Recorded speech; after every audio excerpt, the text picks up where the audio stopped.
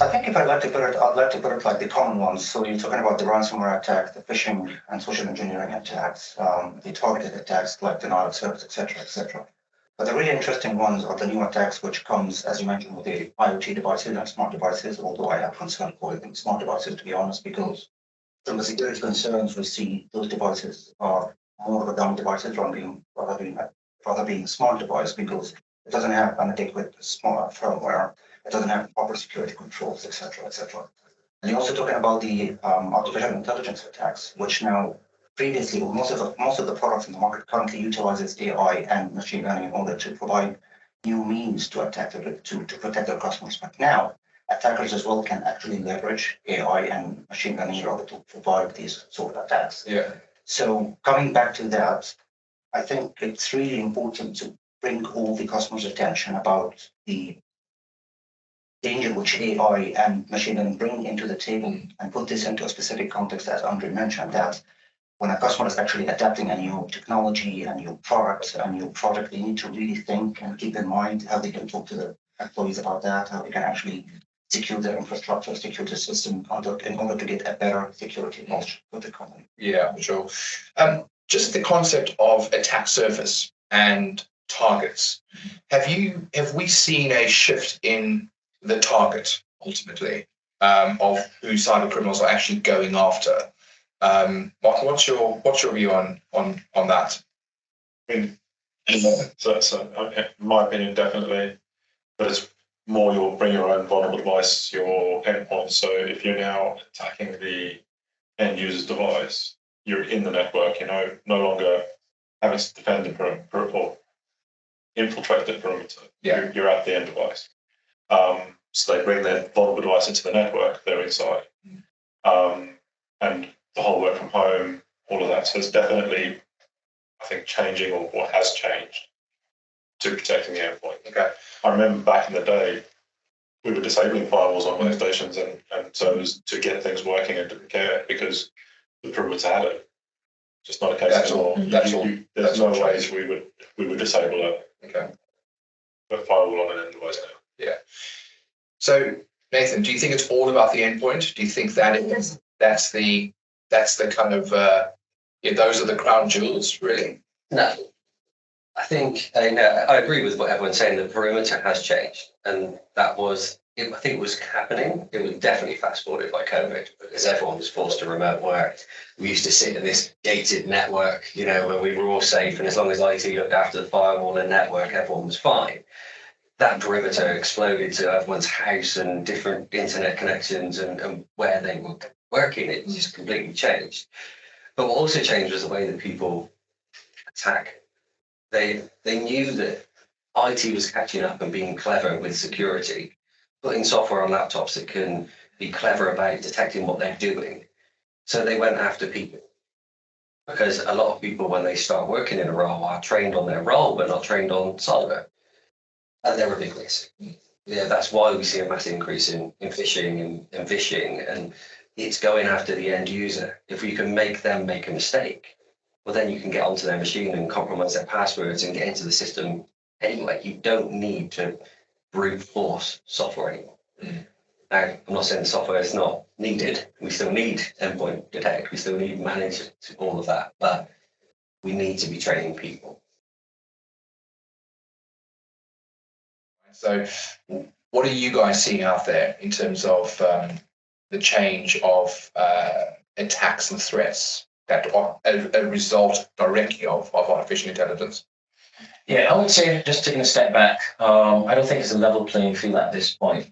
And the reason why it isn't a level playing field. That's still good. Good is Good enough. And the reason I say that is because, obviously it's the reduced cost in terms of use, low skill. And there's just lots of capabilities out there to help you utilize AI to do things like data poisoning and so forth. I think the key problem is that, and I think this year, a lot of governments, organizations, even big boys like Elon Musk identify that, hey, we need to take a pause because it's like a wild west situation where there's no proper regulation around AI. Yeah.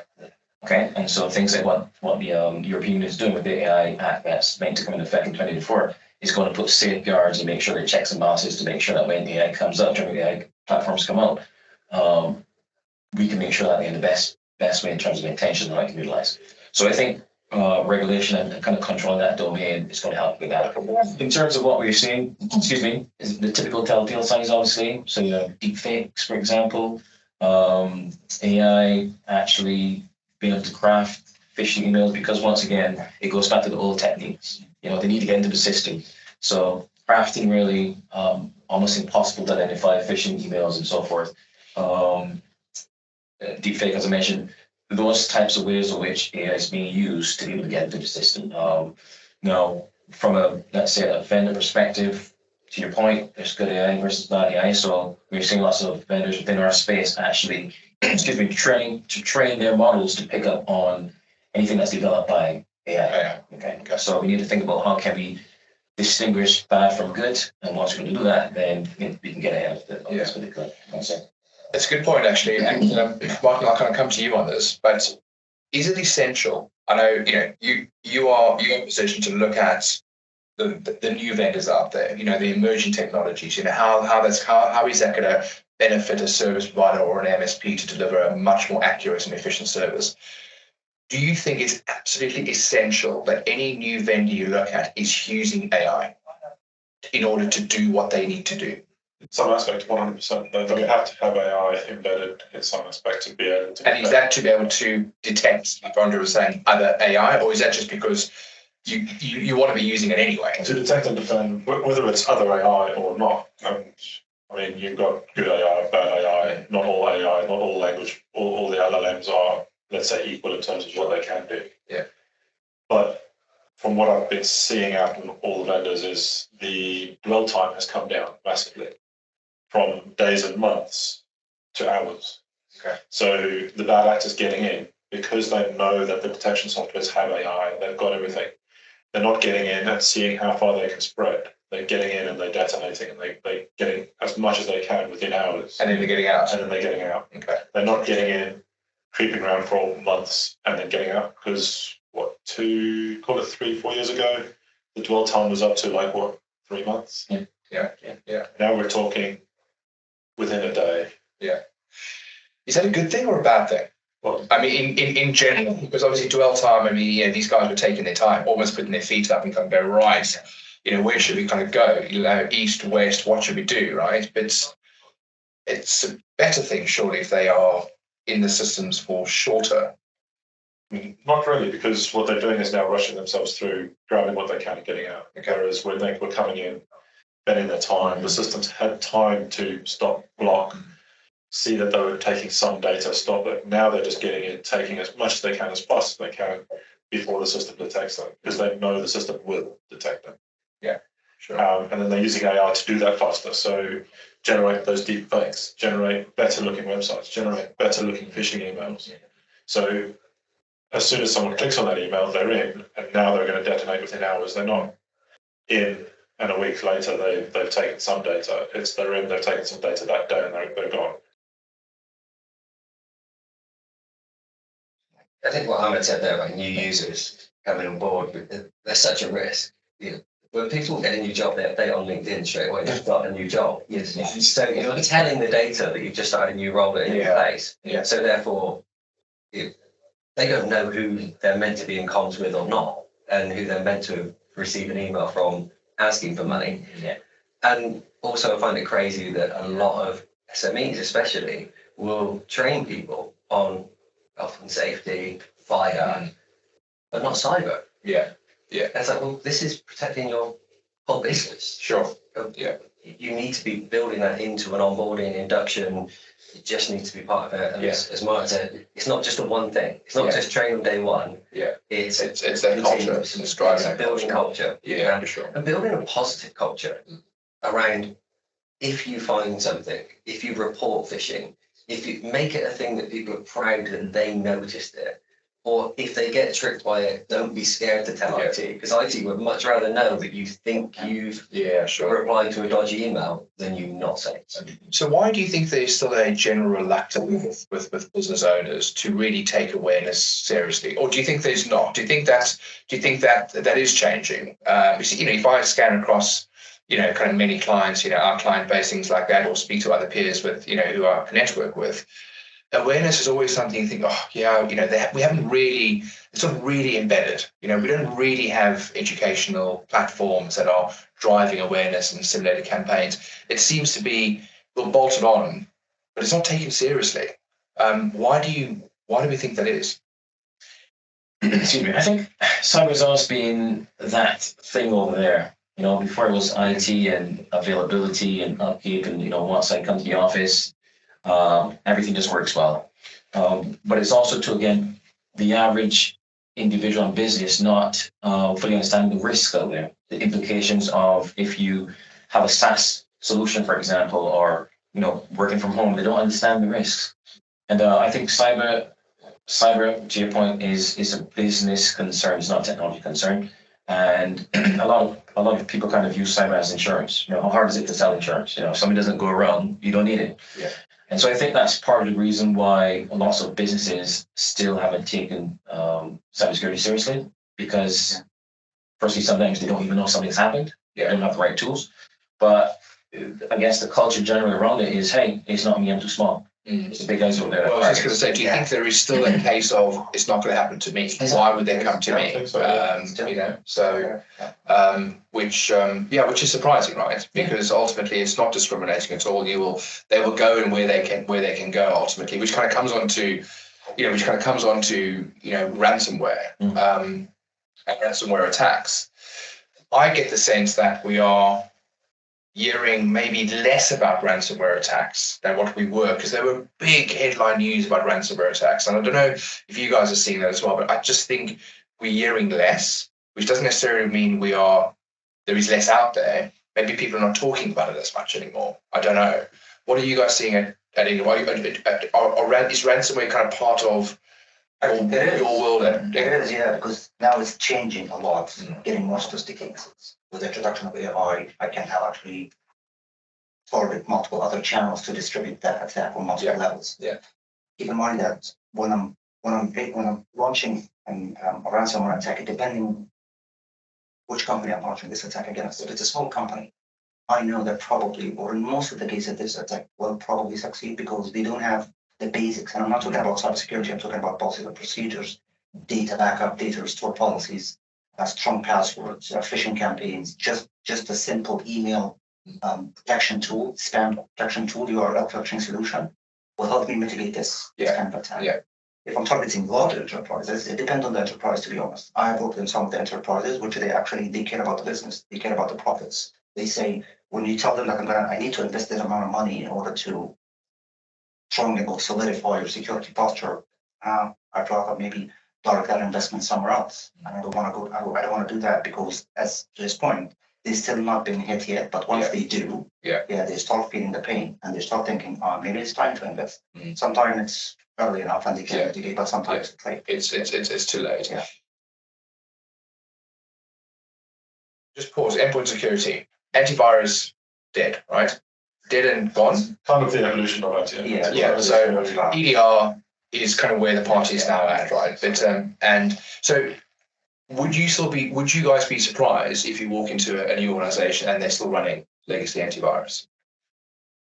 Walked into one last week. Did you walk straight out? I told them exactly why it doesn't suffice in today's market. It relies on definition updates and they can't keep pace.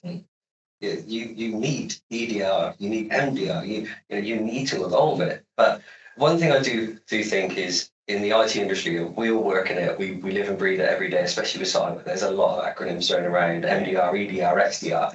And it must be confusing for businesses out there. What does all of this mean? I've got antivirus. Why do I need EDR? I'm protecting my machine. I think in some ways antivirus the terminology's just evolved. There's people that just assume that antivirus actually is EDR. That's true. That's true. They don't, let's say, comprehend that EDR is different to MDR, which is different to XDR, or depending who you talk to, they're actually all the same thing. But is the issue there not potentially with the vendor? Because if you've been running legacy antivirus, I won't name any vendors, but a legacy antivirus vendor, is it not their responsibility to then have evolved their product to EDR standards, I think as opposed to stick with antivirus and make those releases as you update and you paying a subscription to that vendor? But is that responsibility not on the vendor potentially to make sure that they are providing the best level of product to fight today's? To be honest, I think it depends on the company itself, because security awareness is a top-down approach. So the leadership needs to actually believe that we need a strong security product in order to protect our environment, our data assets. Keep in mind that probably those companies has not been hit before. They think that antivirus is more than enough because we've never met something like that before. So I think we're covered. And maybe they probably also purchased their antivirus when it was a perpetual license. Yeah, that's exactly one of the very important points. Yeah, and they've never been hit, so I think we're good to go. Yeah, and since they didn't see the risk, they didn't feel the risk. Why should I invest in something else? And there is no need for it. Because it's investment, right? It's a downside. It's a downside more expensive. Running enterprise level, EDR platforms. It's an investment needed. So I said one of the major things is the leadership support, which I think in most of the companies at this stage they start doing. Okay. All right. So we've established EDR is the standard, right? In terms of ransomware attacks. We mentioned data, backing up your data, making sure it's available so you can restore. So we've got the endpoint covered, we've got data covered. What else is there that's needed for an organization to best protect themselves against ransomware? I mean, you've got the awareness that we've all discussed, but so in quite depth, and again, top down. But as we're all moving to the cloud, I think the understanding that there's a shared responsibility there as well in terms of security. Yeah. There's lots of companies that go, oh, it's in the cloud. They've got it. It's not our problem. It's not our problem. Yeah. But as soon as you actually read through the T's and C's, it's shared responsibility, and actually security falls back onto the company that's purchased the service. As a business owner who's going to be transacting with a third party as part of their kind of supply ecosystem and their supply chain, what do they have to be doing? I mean, how do you know that these guys you're going to be working with are, have probably got their vest tucked into their pants as far as cyber is concerned? What are the certain things that you can do, Ahmed? I think if I want to put it in some bullet points, I would start with doing some sort of a gap assessment, gap analysis about what sort of products or softwares I need, and then I'm going to start building like a product security requirements matrix about if I need a certain piece of software, what am I supposed to do? What is the software going to deliver to me? And then I'm going to have to decide on which company I'm going to buy this product from. And then I'm going to have to look into stuff like vendor assessments, vendor security requirements, due diligence. I need to actually know if I'm buying a piece of software from a vendor, or if I'm having a relationship with a vendor, how they are actually processing the data, how their product is actually processing the data I'm going to ingest into, what is their reputation about this kind of stuff, how did they manage their historical incidents or security breaches, how did they manage to do it, what their incident response plan. And then I'm going to have to look into my policy and procedure as well. So I have to look into my incident response plan, my users' security awareness, my user security responses to incidents like these. If an incident response happened due to a product, what they are supposed to do? Am I providing them the proper training? And then I'm going to have to look into the things which is going to protect me as a company, like contractual agreements, for example. I'm going to have to put some clauses in the contract between me and that vendor. What happens if there is correct? Yeah, for sure. I mean, there's a lot there, and absolutely, you have to make sure that whoever you're going to bring into your organization, that's going to have an impact on how you deliver services to your clients, are where they need to be. But Martin, I know when we look at new products and services, is it easy to get that level of information from the vendor? Because you're asking them to, you're asking them everything about their organization, and all they want to do is sell you the product, right? So it's a bit of a potential deal blocker, or it delays the transaction. So how forthcoming are vendors in sharing that level of information? It's actually quite varied depending on who you contact and who you're dealing with. Like you say, if you're only dealing with the sales guy first, it's a bit difficult if they don't have the data just sitting there to shift over to you. But I mean, there's obviously loads of questions in that what we want. Sometimes you can narrow that down to say what compliance standards are you guys subscribed to? What compliance standards are you certified and audited against? Yeah. ISO 27001, SOC 2, etc. So you can ask them, well, are you certified? Are you audited? When were you last audited? What were the results? And those details come through a lot quicker. Yeah. If they come back and say they're not certified, then the question set needs to open up a lot more. That's exactly. To then try and gather it, and that obviously starts raising red flags because. So it's almost if they say we've got these certifications, then it's almost like, well, that's fine. I don't need to probe any further. Which is the importance of certifications and regulation, right? I think cyber tends to kind of forget about the fact that you've got a sensor or a CCTV camera on a wall, because people think, well, as long as I've got EDR my endpoints, I'm fine, right? But I'm in an environment where you've got all these connected devices. What's that risk really? Is it a risk if you don't have any IoT security in an environment? Is it a real risk, or is that just the industry trying to generate revenue? I'd say massive risk because of the number of devices we're talking about and the number of devices that are under-maintained. Like Ahmed said earlier in the discussion, is some people refer to them as smart devices, but in actual fact, they're really dumb devices doing a specific task. So you've got that risk. Now, legacy sites, legacy environments would air gap those networks to try secure them. But in actual fact, over the years, what was once thought as an air gap network, you walk into that site and somebody's running Ethernet cable from that switch into the firewall, and actually, guess what? It's got internet access and it's plugged into the rest of your network. And no one knew about that cable. So cybersecurity wouldn't be protecting it because as far as the cyber team, as far as even the IT team, that network was sat there, air gap, never connected to anything.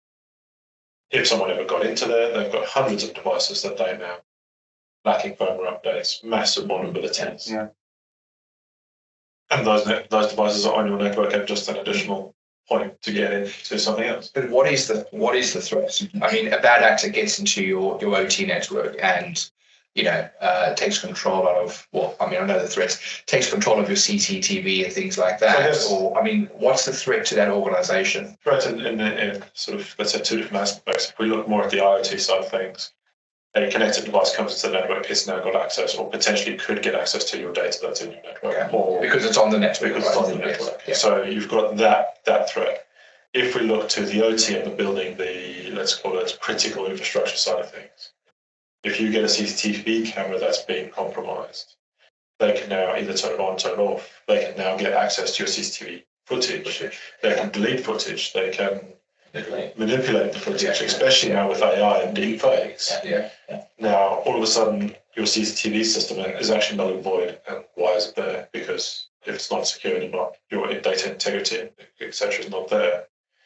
In terms of power management, building management, they can turn air cons off, turn air cons on. They can access the data. They can see what's failing, what's not failing. Power, they could turn the power off to the entire site, depending on what that system is being used for and what it's being relied on. It's a matter. And I suppose being a critical network, the fact that it's critical means it's running critical services which are impacting thousands of people. So therefore, the threat is real, right? It is because, as what Martin just mentioned, these devices are dummy devices, so they don't invest in the firmware or software which is installed on these devices. They have weak authentication, which means that they can gain access to the network anytime. That's why, from a company or from a customer perspective, there is nothing I can do. Even if I put the software update, how update that software can be, does it actually contain the security features which will help me mitigate those? So the most of the burden lies on me as a customer. I need to deploy or implement or make sure that the basic security requirements is in place, network segmentation, firewalls, authentication solution. I need to put my authentication solution on those dummy devices as well in order to make sure that no one can actually access them, maybe encrypt the data. which of those devices are connected to, on the network, which of those devices are connected to. So there is multiple challenges actually like that. In my eyes, it should be lumped together. If it's on the network, it should be treated as an IT on the network, at least to your basic, or at least your hygiene perspective. Has that network been segmented? Have you got the perimeter controls on that network? Because if we take it back a step, the challenge to the business implementing the OT network is they want the OT network to be there and control whatever it's controlling. But they want access to that data to hopefully, I don't know, use less power. So at what point can they set the aircon to 20 degrees instead of 25 degrees to save X number on the power, right? But the only way to get that data is for it to be connected to a network that they can access. Yeah. The OT providers aren't security people. And they're going, yeah, throw this Ethernet cable in there, you've got access. It's the IT security that needs to make sure that that's locked down, that access can only come from a certain place. So your zero trust, your identity management, like Ahmed said, is crucial to getting onto those networks. You've got to have specific OT security for, let's say, maybe the next step of critical infrastructure, nuclear power stations, etc., etc.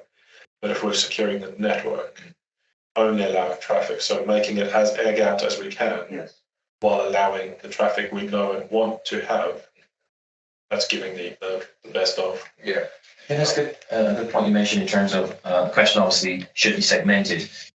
Let's keep going back to the fact that technologies are there to help support some business function. Yeah. That's the purpose of this CCTV, as that really gives to be. So you must treat that as a constituent part of your entire approach. Because when you think about compliance and risk assessment, if you don't know what's in your environment, no, you can't. If you don't know what risk levels are, you cannot protect. You don't know. You can be blindsided very easily. Yeah. So that's a good point. That you need to have an understanding of what shadow IT, what rogue devices are there. Absolutely. And if IT is involved in the whole design and the whole implementation, you're not going to have cheap network devices that don't support segmentation. You're not going to have cheap network devices that don't support security. Because at the end of the day, these devices connect to a network. The OT vendors throw in cheap. Absolutely.